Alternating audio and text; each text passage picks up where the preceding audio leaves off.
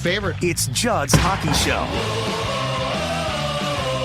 That's right. The Wild season might be long done, but Judd's Hockey Show, well, Judd and Declan simply never rest because there's always reckless speculation to get to. There's always discussion as we near the draft early in the month of July, free agency after that, and of course right now we are through 4 games of the Stanley Cup Finals with the Avalanche going into tonight's game, which is Friday night, leading the Lightning 3-1. They could close out the series, which will then officially bring on draft season for the National Hockey League. And Declan, what I have for you today is I have 5 questions. I have 5 questions that involve the Wild, that involve the league, that I think we can go through. And actually, I'm going to start with what I sent you as the second question, because this will give you a better headline for reckless speculation. How does that sound?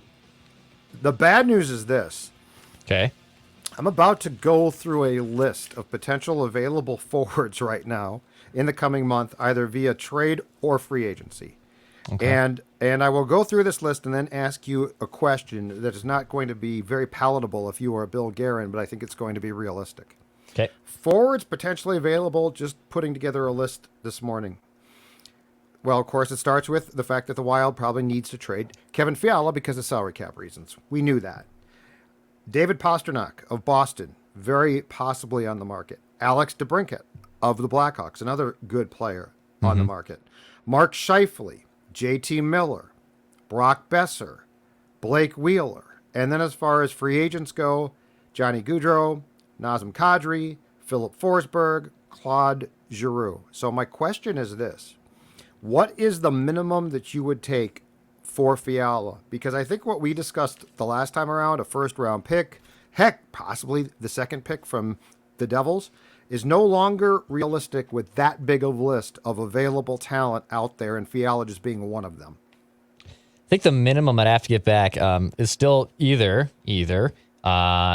a top 15 first-round pick from a team, because I'm guessing it's going to be a team that has, number one, the space to add him, and that's probably looking to buy and get a forward that can make an impact on them immediately, which is what Fiala can do for that team that he goes to. So I think definitely a first-round pick is the minimum I need back in return.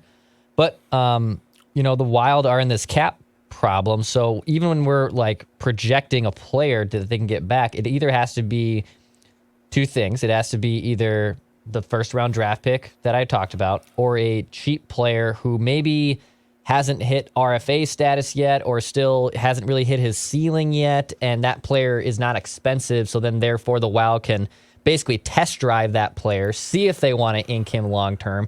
Yeah. It's very complicated, right? It's yes. Fiala is a dynamic player, and when he is on, he's a good player. He had 80 plus points. He almost had 90 points last season. We know the type of player he is. But the conundrum they face, which is the conundrum I brought up to you the first time, is you're going to have to create a bidding war, because I think a lot of teams know that you're probably going to part with him, which then from that other team's standpoint means, well, I'm not going to give up a lot because you're probably just going to trade him regardless. And if you bring him back, he's probably going to be pissed off regardless that you were trying to shop him for the second time this summer. You didn't buy him to him long term. So then if I'm that receiving team, why am I giving up the farm to get a player like that, right? And then if you wanted to, and I don't think the Wild are in the case to do this, if you wanted to swap salaries, so if you wanted to obtain a player who is making, the $5.1 to $6.5 million range that Fiala is going to be seeking and making most likely long-term, if not more, by the way, with that new team that gives him a new contract, well, the Wild aren't really in a spot to do that because of their salary cap issues. They're not in the market to be taking on a player who has a potential high cap hit situation. So, right. Long-winded way to answer your question. It's a first-round pick or a player who was once a high prospect that maybe hasn't hit his ceiling yet. That's what you're going to have to get back for most likely for Kevin Fiala. I hate this conversation now because it's gone from me thinking that you're right. The teams the Wild are going to deal with knew full well that the Wild was up against the cap. And so it's not like, it's not like the Wild, I don't think, can really threaten to say, well, we might not trade him. And I think they feel obligated to try and trade him, I think. That being said, I just ran through a list of really good forwards and in some cases, centers, who, by the way, obviously and rightfully so, probably carry the most positional value, that puts the Wild in a huge pickle. And so here's my only thought. I wonder if at the end of the day, to maximize Fiala's worth, you're going to have to expand the trade itself. You're going to have to put more into the trade to get more back. Because when I'm going through this list, there's a lot of attractive names here. There's a lot of good players, good wings, centers. So this becomes a lot, to me, it becomes a lot more murky and difficult than I think we expected it was going to be. And the thought of getting back, and I think the last episode we talked about this. I said I would want a top 10 pick back. I don't know if you could do that without expanding this trade more now. And, including either players, prospects, draft picks. I don't know what. But the notion that you were just going to trade Kevin and it was going to be a clean break and you were going to get a really good return, the more I examine, here's the problem. If Chicago is truly going to shop DeBrincat, who's a very nice player, that decreases Fiala immediately because now a team can call both teams. Yep. The place of power would be to say, do you want this guy? Do you want Kevin Fiala? And if he was one of, let's say, 3 guys out there, the team would be like, absolutely, what can we do, right? But if I can say, hey, Bill Guerin, you know what? I'm going to hang up with you and call the Blackhawks about DeBrincat. Yep. And I'm going to work that deal. Well, at some point in time, if you're Guerin, you've got to say, okay, come back to me and let's talk about So I hate this now, but I got a bad feeling this got really, really tough, and it's unfortunate because I don't know that the Wild is in the ultimate position to say, you know what, you teams, screw you all, we're keeping him. That's the problem with this cap thing. This is what I was warning you about when we first started having this conversation about 6 weeks ago when the Wild got bounced, was that this is a lot more complicated than just trading him and getting an equal return. That bidding war that we're talking about, and that's what you prefaced too, saying, hey, they're gonna have to create a bidding war, because I was just like, I don't know how you're gonna be able to just do this. I think we're underestimating how difficult this is going to be. And then you look at a guy like DeBrincat, who basically, a lot like Kevin Fiala, a dynamic player who scores a lot of goals and points, smaller, but it's in a similar spot. Chicago does not know if they want to buy into him long term either. Right. It's really, there's a lot of parallels between the two. Well, and how about Pasta? If Pasta's out there, that completely screws you because Pasta's better than Fiala. Yes. So the thing that it didn't concern me as much 6 weeks ago is that a few of these names hadn't emerged. Now they have, and it's a royal pain in the ass. It's gonna be interesting, man. Garrett's got his legwork cut out for him, man. It's gonna be fun. I know we're gonna get in here too about more of the Stanley Cup things and what the Wild can learn, but I'm excited for this offseason. I'm excited. Oh, absolutely. All right, question 2, exactly that. How do you feel about the Wild as you consume Lightning Avs in the Stanley Cup Finals? Just, I guess 2 things. Let's look at the Lightning side. The Lightning, this isn't the perfect example, so bear with me here. And I know a lot of hockey fans, not a lot of them cross over to basketball, but just enlighten me for a bit. Lightning are a lot like the Warriors, right? They're a dynasty. They have had the same core basically running them up and down. They faced that adversity 4 years ago when they won the President's Trophy and got bounced in 5 years, and John Cooper had to tweak things, make them look a little bit different. And the Lightning bounced back from that, and their backs are against the wall here, are in the Stanley Cup for the 4th year in a row, or the 3rd year in a row, right? So this is great. The Lightning are a dynasty. It's been fun to watch them work. Vasilevsky's a stud. They're just loaded up and down. And their coaching and their front office management is bar none. It is so damn good. John Cooper, I still think, even if they lost the Stanley Cup, and as much as we love to get on coaching carousels, I don't think should be any position to be losing his job soon with Tampa Bay. But knowing hockey, that I'm sure if the Lightning get off to a rough start next season or something stupid, that he'll indeed could be fired. But just, it's a dynasty. That's a dynasty. That's what every team wants to be. What Tampa Bay has accomplished here, going to 3 straight Stanley Cups, that's what every team wants. From the Colorado side, what I'm seeing is, number one, how important it is to draft and keep and hit on all your players, right? I know a lot of Minnesota sports fans, not just in the hockey realm, but in the baseball realm, love to talk about their prospects. And basically every single player that's an impact player for Colorado was homegrown for the most part. They've even gotten by with guys like Darcy Kemper, who was acquired by them this last offseason and still has question marks, but here they are on the doorstep of winning a Stanley Cup final. With a guy that you have had major questions about as terms of a goaltender. They're still able to get by because they have just such great talent up and down the ice. And how it relates back to the Wild, it's tough, right? I think you're more likely to go down the path where you're Colorado, right? And you develop your players and they become studs, and your coaching in front office is fine, but it certainly is not at the level of Tampa Bay. It's like give me John Cooper. Give me John Cooper and Tampa Bay's front office staff over Colorado's any day. But right now, Colorado has built this amazing player development system that, as much as Wild fans don't like Landeskog, I mean, they've still been able to find great players. Obviously, Makar was a steal as a college free agent, so I think the path, if you're the Wild, it's more of the Colorado side. I think it's more becoming Colorado than it is becoming Tampa Bay, because, look, becoming a dynasty and going to 3 straight Stanley Cups, has only been accomplished by just Pittsburgh, Chicago, and Tampa Bay, essentially over the last 15 years. But I think if you're asking me what the Wild can learn, I think they should be studying more notes from the Colorado side, and then maybe one day they become Tampa Bay, but I think it's more likely that they take notes from what Colorado has done. Makar was actually the 4th pick in the 2017 draft. That's right. He was not a college. Well, he left college, became a stud, and that's what it was. But he was homegrown.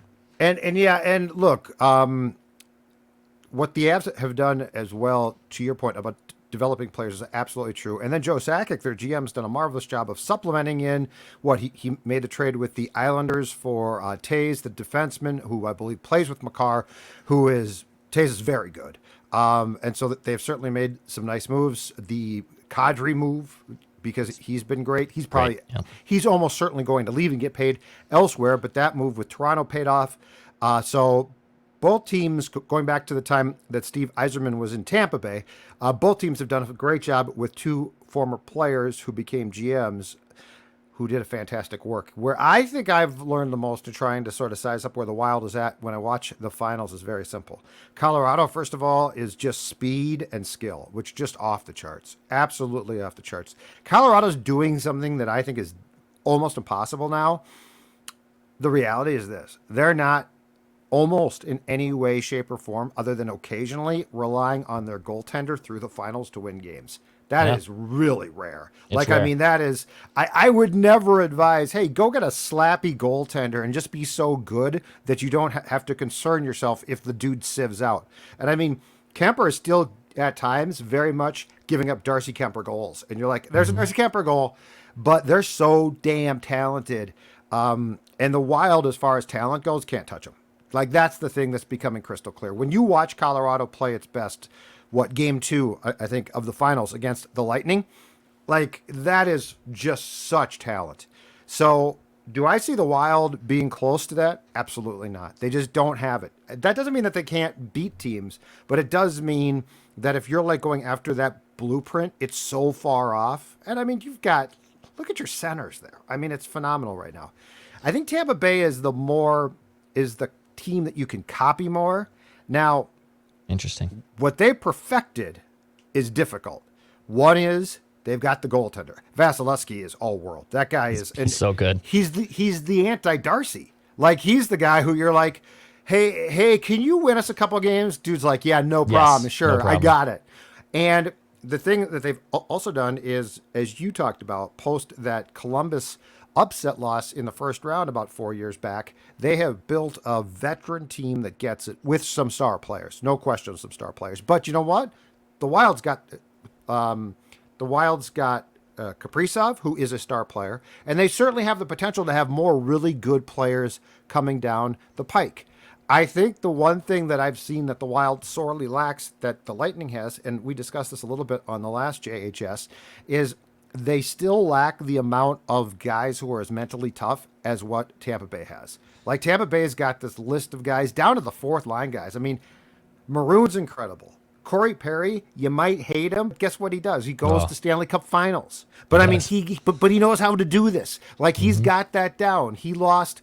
He was on the Stars a couple of years back in the bubble when the Stars lost to the Lightning. He was on Montreal last year when Montreal lost to the Lightning, and now he is on the Lightning, and they very well might lose to the Avs.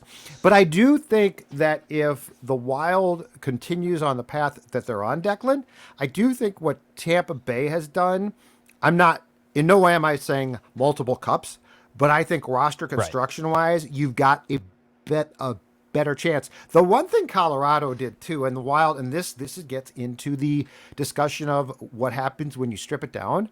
The year that Patrick Waugh walked away, I think it was right before the season, and Jared Bednar took the job. That team had like 48 points. Oh, they awful. sucked. But you know what they did? Got great draft picks. Landeskog comes on board. Makar, McKinnon. I mean, look at those picks. That is the endorsement to be like, okay, we're going to suck, but we're going to make good draft picks. So do I think that the Wild's going to put themselves in that spot? No. Do I think that the Wild and the Bill Guerin can identify the types of things that have gone into building the Lightning? Yes, I do.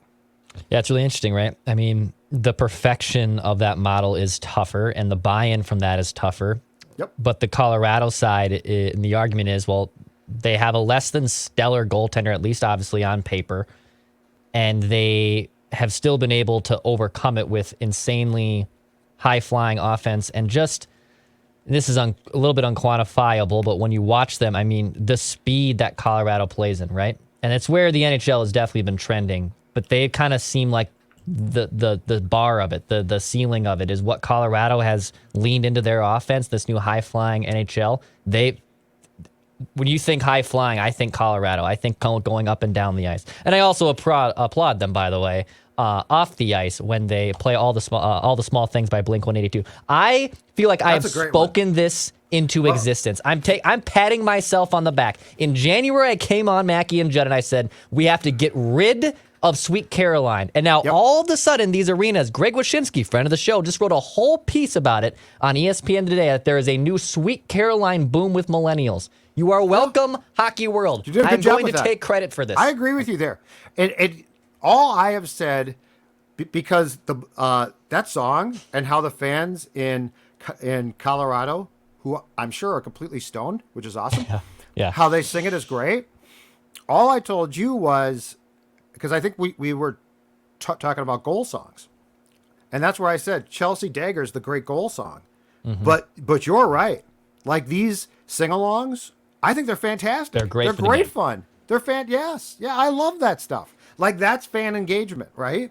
Yes. And now those are not goal songs, but as far as like between face-offs, commercial breaks, it's great. It's freaking awesome. What's the one that I sent you from the X? It wasn't Blink-182. It was another song. Well, I said like it's the one that you Mr. applauded. Brightside. Yeah, Mr. Brightside. That's great too. Yes. That's great too. Yeah, that's fantastic. Now, they're not goal songs, but as far as stoppage of play songs, yes, 1,000%. All right, next question for you. Back to the Wild in particular as well. Better chance, opening night 2022-23. Marc-Andre Fleury is on the Wild roster, or Cam Talbot is on the Wild roster? Well, it's easy just to say Cam, right? Because he's under contract, and that's why it's by default. Why I asked. I think it's a better chance that Cam is, because he's just, again, physically under the contract. But Marc-Andre definitely is mulling his options here, right? Elliot Friedman went on Pat McAfee earlier this week, talked about it a little bit more. I love that Pat is embracing hockey more, by the way, just off the record. Because they have a hockey podcast with Rupper and two other guys, a part of the McAfee network of podcasts. Nice. So and because the Cup's going on, there's not a lot going on in sports right now. McAfee is and by the way, like Pat knows he knows nothing about hockey, and that's kind of the fun part of watching him talk about it, because he's just an entertainer. Absolutely. But Friedman was on there, and he has heard that Fleury is mulling going back to Pittsburgh, which is something that isn't necessarily breaking news by Elliot Friedman, but he that's why he turned down going to Washington. That's why he went to Chicago and was even mulling not coming to Minnesota. It's, probably fair to say, to be honest, it's either Minnesota or Pittsburgh for Fleury at this point in his career. He wants to retire in Pittsburgh, most likely too. So I would say it's probably more likely that Cam is here, but I would entertain this tandem again going into next season. I would. I'm going Talbot is gone. Fleury is the goalie. I just saw a report, I believe from Russo of The Athletic, that the plan is that Bill Guerin's probably going to meet with Marc-Andre in his camp in Montreal, where the Flower lives, during the draft, which is being held there. And I still keep coming back to, I wonder how the whole thing, Cam is, for lack of a better term, he's sort of a bounce around, vagabond, veteran goaltender. He goes somewhere for 2 years, and then he moves on for 2 years. And look, he does a nice job. He's done a nice job here. So this is no slight against him. But I always come back to this. I don't think that there's dismissing things like D'Angelo Russell being benched at the end of Game 6. I don't think you can be I've seen. That happens all the. It doesn't really happen all the time. Cam Talbot was going to be the top goaltender here, and he was. And then they went out and got Fleury, which we all applauded, which worked out good. But after that, Cam Talbot's play took off, and when he didn't play until Game 6. I don't think you can just dismiss that as, that's fine. He's going to recover. He's a pro. Pros take things hard. So I actually am going to say, I think that if Bill Guerin has his way, better chance Marc-Andre Fleury is on the roster on opening night than Interesting. Cam. Interesting. That is reckless speculation with no foundation whatsoever. I've not talked to anybody. I have not texted it. The more thought I give this, I don't think we can just dismiss playoff slights as, it's no big deal. Nah, all right. Not at all. Question number 5. Give me one Declan Goff bold, wild offseason prediction. So give me a bold something that, we possibly have talked about but haven't thought about of late. What's one bold Declan Goff prediction for the Wild offseason? Yeah, this one's going to be interesting because the Wild are up against the cap, right? And we know that they're still looking for a goaltender and whatnot. I think they're going to acquire a top 6 center. I think that's what they're going to roll with here. And to be honest, I know this guy just went there, but they should have cashed in on this guy when he was on the market. I believe it was either last year or 2 years ago. Yep. I wouldn't be surprised at all if they make another run at Sam Bennett from Florida here. I wonder if Florida's... Yeah, they can afford him. He's only making he's making 4.4 AAV for the next 2 seasons. Next 3 seasons, excuse me. Okay. So very affordable. This was a guy I thought the Wild should have went after the last time he was on the trade market, right? And they didn't. Florida obviously was this awesome, prolific offense, but they had another gut check with Tampa, right? They got swept, and they fired Bruno, and what was the slappy they've hired? They didn't fire him. They told him you can come back if you want. Yeah. Paul Maurice. Who once coached the Hartford Whalers. Yeah. That's going to be my next question. So I think there's going to be tweaks to that Florida team. And I wouldn't be surprised at all if Sam Bennett's someone. Now, I don't know what the cost would be. And I've heard, Fiala maybe it's a Fiala for Bennett swap. Hell, I would take that in a heartbeat. But look, this again, just like you just said in your last question, no sources here, just completely reckless speculation. Look for the Wild to maybe make another run at Sam Bennett. I wouldn't be surprised. And you know what? A little bit, I think we're gonna find out. And it wasn't as bad a flame out, but if I'm not mistaken, the Panthers won the President's Trophy, so certainly the end of their season was disappointing. I wonder if they're, to your point, if the Panthers are going to say to a certain degree the same thing that the Lightning did after they got bounced by the Blue Jackets, which is, heck of a roster for the regular season. But, so I like that. That's good. I didn't see that coming. They have, and to be honest, not to make this a Florida Panthers hockey show podcast, but they got significant questions. What are they going to do with Bob? What are they going to do with Spencer Knight? It is not all of a sudden that fun season they had. It is not sunshine and rainbows right now. If you're a Cats fan, why Paul Maurice? All right, terrible. All right, here's mine. Again, you're right. Reckless speculation. So if you hate this is not I think that they're going to do this. Why are you making things up? Yep, this is just purely reckless speculation. Reckless speculation. I'm going to go back to the Fiala question and double down. I think they're going to need to include Dumba in a Fiala trade. Whoa! I think they're going to need to include... As one? As one, but they're going to get way more back because of it. I'm telling you, I think taking Fiala to Dex, I've got it right here, man. Look at this list. This is all the available forwards, and it's the small list I wrote down this morning. This list, I mean, dude, you're going to a garage sale and there's a lot of good stuff there, okay? And you're like, well, the Fiala's nice, but oh my God, you're selling a Pasternak? I mean, a DeBrincat? You're selling all these two? I think the worst thing that you could do, and Bill Guerin is, I think, a pretty damn good negotiator. I think the worst thing that you could possibly do is get frustrated and be like, I guess we're not going to get much back, right? Like, you don't want that.